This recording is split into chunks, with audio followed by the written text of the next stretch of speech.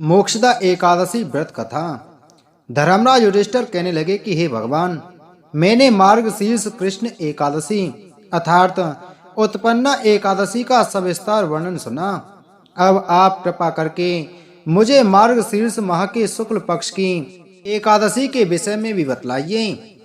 इस एकादशी का क्या नाम है तथा इसके व्रत का क्या विधान है, इसकी विधि क्या है, इसका व्रत करने से किस फल की प्राप्ति होती है, कृपया यह सब विधान पूर्वक कहिए।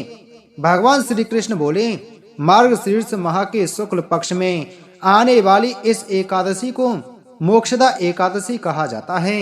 यह व्रत मोक्ष देने वाला तथा चिंतामणि के समान सब कामनाएं पूर्ण करने वाला है, जिससे आप अपने पूर्वजों के दुखों को खत्म कर सकते हैं। इसका मातम और कथा में तुमसे कहता हूँ, ध्यान पूर्वक सुनो। गोकुल नाम के नगर में वैखानस नामक राजा राज्य करता था। उसके राज में चारों वेदों के ज्ञाता ब्राह्मण रहते थे। वह राजा अपनी प्रजा का पुत्र व्रत पालन करता था। एक बार रात्रि में राजा ने एक स्वप्न देखा कि उसके पिता नरक में हैं। उसे बड़ा आश्चर्य हुआ।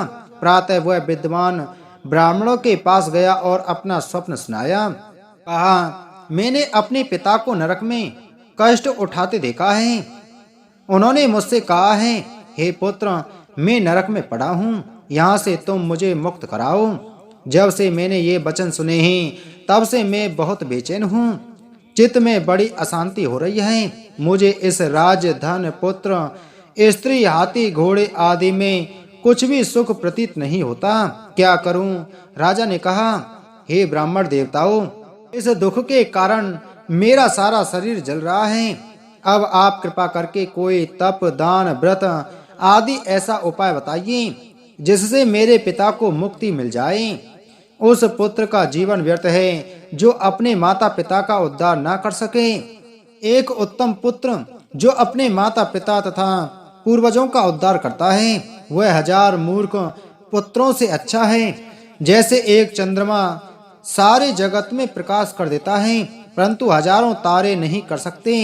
ब्राह्मणों ने कहा, हे राजन, यहाँ पास ही भूत भविष्य वर्तमान के ज्ञाता पर्वत ऋषि का आश्रम है। आपकी समस्या का हल वे जरूर करेंगे। ऐसा सुनकर राजा मुनि के आश्रम पर गया।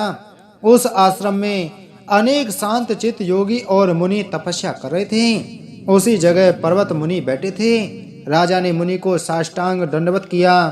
मुनि ने राजा से सांगोपांग कुशल पूछी। राजा ने कहा कि महाराज, आपकी कृपा से मेरे राज्य में सब कुशल हैं, लेकिन अकस्मात मेरे चित्त में अत्यंत अशांति होने लगी है। ऐसा सुनकर पर्वत मुनि ने आंखें बंद की और भूत विचारने लगे।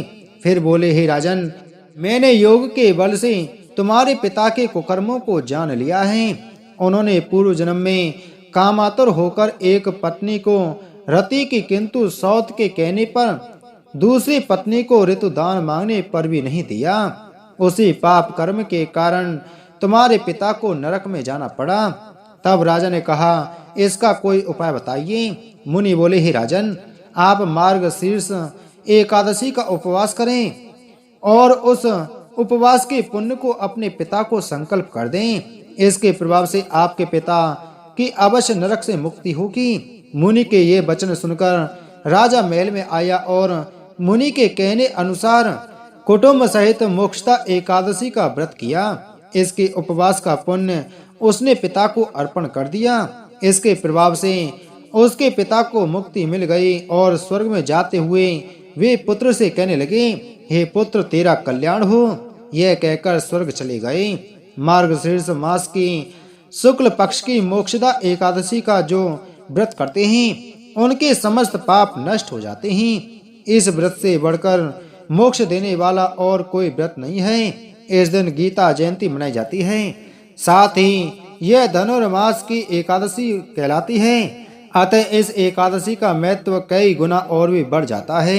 इस दिन से गीता पाठ का अनुष्ठान प्रारंभ करें तथा प्रतिदिन थोड़ी देर गीता अवश्य पढ़ें। जय श्री हरि विष्णु।